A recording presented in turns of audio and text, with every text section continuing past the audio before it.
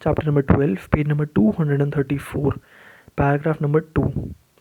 In conclusion, Gandhiji expressed his belief that non cooperation with evil is as much a duty as is cooperation with good. The judge noted that he was passing on Gandhiji the same sentence as was passed on Lokmanya Tilak in 1908. Very soon, the Khilafat question also lost relevance. The people of Turkey rose up under the leadership of Mustafa Kemal Pasha and in November 1922 deprived the Sultan of his political power. Kemal Pasha took many measures to modernize Turkey and to make it a secular state. He abolished the caliphate or the institution of caliph and separated the state from region by eliminating Islam from the constitution. He nationalized education, granted women extensive rights, introduced legal codes based on European models, and took steps to develop agriculture and introduce modern industries. All these steps broke the back of the Khilafat agitation. The Khilafat agitation had made an important contribution to the non cooperation movement. It had brought urban Muslims into the nationalist movement and had been thus responsible in the part for feeling of nationalist enthusiasm and exhilaration that prevailed in the country in those days. Some historians have criticized it for mixing religion with politics. As a result, they say religious consciousness spread to politics, and in the long run, the forces of communalism were strengthened. This is true to some extent.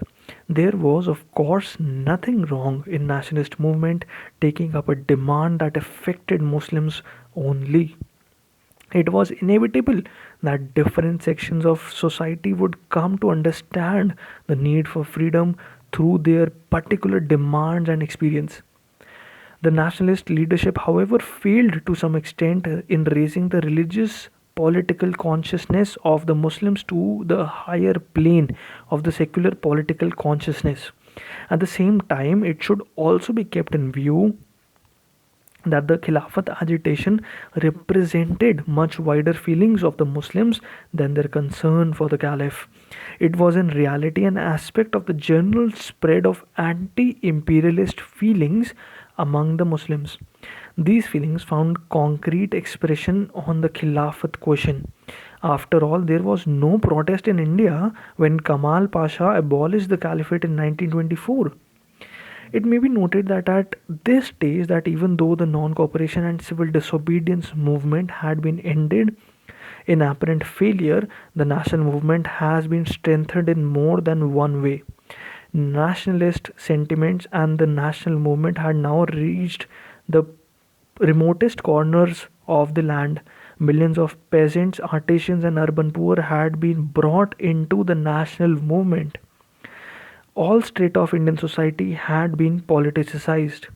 Women had been drawn into the movement. It is this politicization and activization of millions of men and women that imparted a revolutionary character to the Indian national movement. Thank you everyone for tuning in. In the next part, we are going to complete this paragraph and on page number 235 and probably finish this chapter. Thank you for tuning in. All the best for exams and do share and subscribe the channel. Thank you.